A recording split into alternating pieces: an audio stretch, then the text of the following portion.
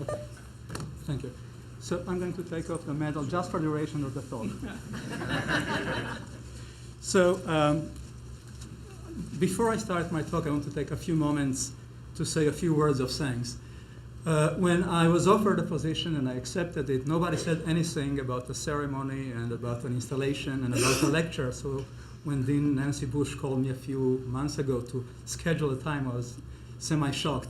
And because it's really not my idea of a good time. But now that I'm here, I really am very, very happy and delighted to have this opportunity, this unique opportunity with so many people to express my deep thanks to everyone at Fordham, and especially in the Department of Psychology, faculty, students, and all the staff that have made every single effort to make my move and transition a very easy, painless, and very smooth. And especially to make me feel welcome and at home.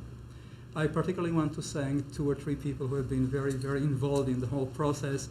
Fred Wirtz, who was the head of the department last year, and Kathy Schiaffino, who replaces him, and Dean Himmelberg, who guided the whole process, and Charlie Lewis for all-around good advice throughout the process. And I'm very, very grateful for all of them for everything they've done. They've been very, very patient, understanding, generous with their time, and I had no choice but to accept this position. And it's always, of course, a great honor for a researcher to be recognized by, being endowed with a chair. And I think it's even a greater honor when this is a chair that's named after someone like Anastasi, who is a leader in her field, and who is a role model, and I'm told I have to follow her in every single respect. And who was a role model for so many of us. I never had, of course, the pleasure of meeting her, but somehow I felt that I grew with her, because when I was an undergraduate, I studied psychological testing with the 4th edition. About 7 or 8 years later, I taught this course with the 5th edition, and then about 6 or 7 years later, the Open University in Israel decided to translate Anastasi's book into Hebrew, and they called me to be reviewer of a couple of chapters. So that was the 7th edition. So the one thing that I think I would like, I hope I can follow her, the one thing that's obvious from everyone has read her books, is that she had this gift, first of all, of being a very, very good writer, and secondly, she could take topics that are relatively complicated and technical and basically strip away all the technicalities and explain them very, very well. Now, many people can do that, but she also did this without really compromising in any way the technical components. In other words, nothing was being covered or put aside. Technicalities were mentioned and they were recognized, but they were explained not necessarily in a very technical sense. So I'm very, very proud to be in this position, and every time I look at the card or I sign a letter and I see my names and hers on the same line, I think it's a mistake. It took me a few years to get used to it. But, and I realize it's a big responsibility, and I'll try to do my best to live up to it. The first thing the first initiative I took in this position as the Anastasi chair is that we're going to try to turn this event into an annual event, and with the approval of the department and the graduate school, I'm going to try to make the Anastasi Lecture an annual event. So every fall, we'll invite a distinguished person who contributed to issues of assessment, measurement, testing, or quantitative psychology in general to spend a day on campus to meet with students and faculty and to deliver a public lecture, an Anastasi Lecture. And I'm very proud to announce that next fall, somewhere between October and December, our first speaker is going to be Professor Frank Schmidt from the University of Iowa, who's a well-known psychologist who's done lots of work on personnel testing and in meta-analysis. So I hope to see you next year at the Anastasi Lecture. So now I'm going to turn to my talk, and before I actually start a slide and so, I want to tell you why exactly I decided to talk about this. When I was an undergraduate, I was majoring in psychology and statistics, and I was interested in both. I wasn't quite clear how one can have a career in psychology and statistics. And then one day I came in the library across this book. by Lord and Novick that's called Statistical Models of Mental Tests. And when I read whatever I was able to read at this time, 2 or 3 chapters, I realized there's a whole world there of psychometrics, of combining psychology and statistical models in creative, innovative, and interesting ways. And so when I went to graduate school, deep in my mind, I guess, or my heart, or wherever these things are, I had this hope that one day I'm going to write the next edition or the next version of Lord and Novick. Turns out I never did, but because I went to graduate school and actually my interests shifted and I became more interested in issues of judgment and decision making. And I've done most of my work in this area, but throughout the years I've always maintained an interest in psychometrics, and I've continued to do work in psychometrics.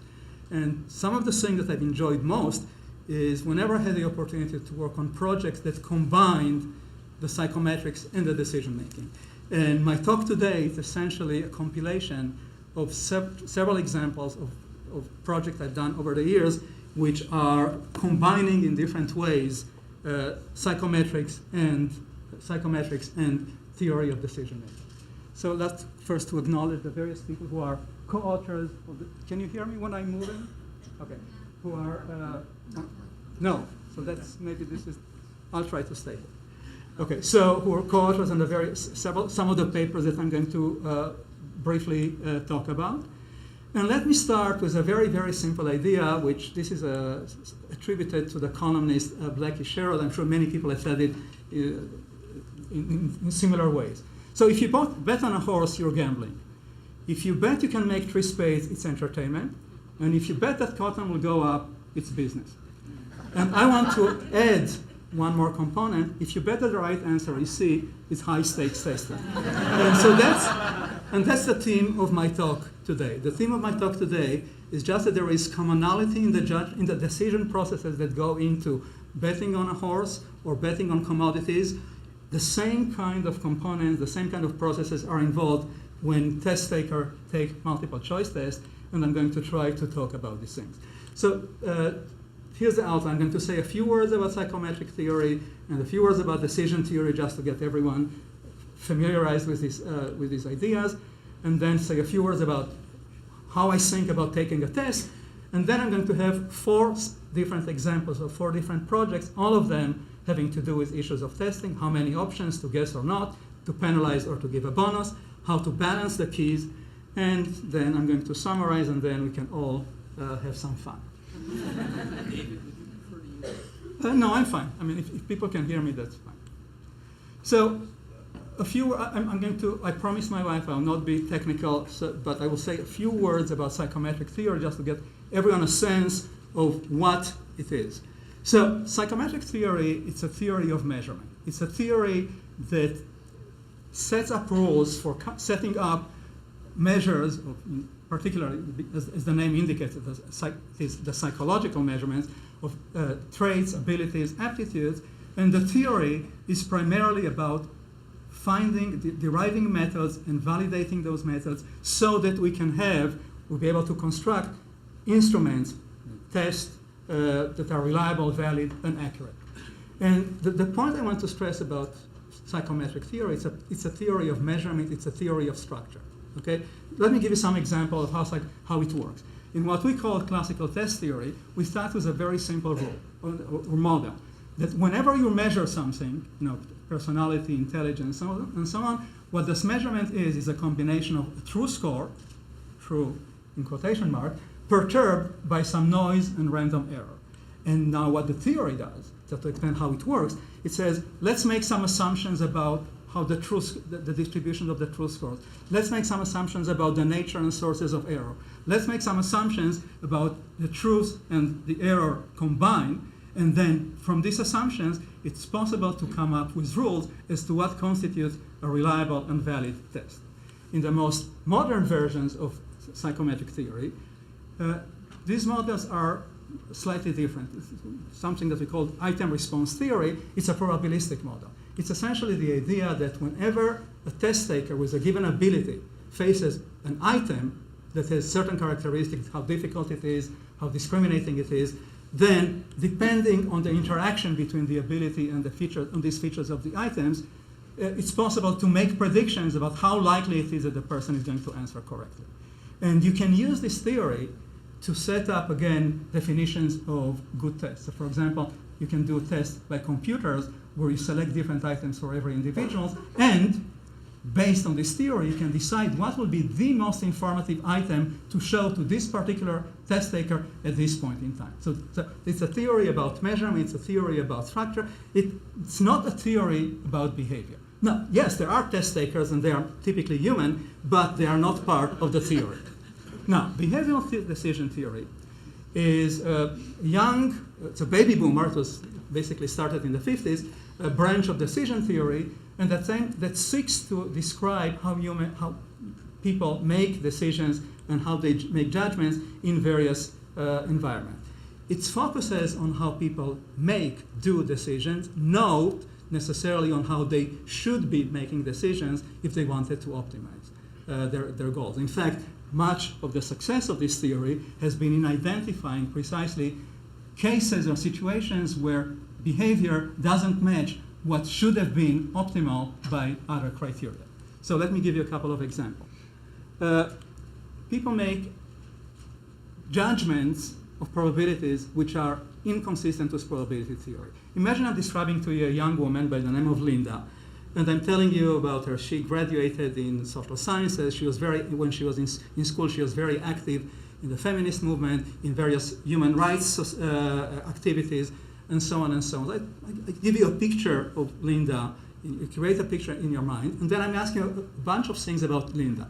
And among them, I'm asking you how likely it is that Linda is a bank teller, and how likely it is that she is a feminist bank teller, and maybe other things. But let's look at these two. So clearly, if there is at least one bank teller in the world who is not feminist, we all admit that there are more bank tellers than there are feminist bank tellers. Therefore, the probability that anyone is a bank teller is higher than anyone being a feminist bank teller. Yet, because Linda is so representative of what we expect a feminist to be, people make the mistake of judging the other way around. In other words, to think that it's more likely that she is a feminist bank teller than that she is a bank teller. Another example. We know that we expect that on every given night, or day, half the babies that are born are boys. But occasionally, you have aberrations where you have a large number of boys being born. And what's the likelihood of such an event? Well, it's relatively unlikely, but it's more likely that you'll find that 65% of the newborns are boys if you look at a small number of cases, say one night, than if you look over a long period, say over a whole month. Yet, people don't make always this distinction, and they judge the probabilities to be the same simply because they think of these situations not in terms of probabilistic terms, but in terms of how representative the results are of the situation. I'll give you one more example, and then I'll move on. So, people often violate an assumption of transitivity, which is the cornerstone of rationality. In other words, if you prefer A to B, and you prefer B to C, it stands to reason that you'll prefer A to C. Yet, it's possible to set up situations we ask people to choose between job offers, between apartments, between cars, where they violate this by simply describing or setting up situations where all these things that need to be chosen from are such that in every time you look at a pair, one other attribute is attractive. So you choose between jobs A and B based on salary, and you choose between jobs B and C based on the location, and you choose between jobs A and C based on other attributes, so the overall pattern is inconsistent and intransitive.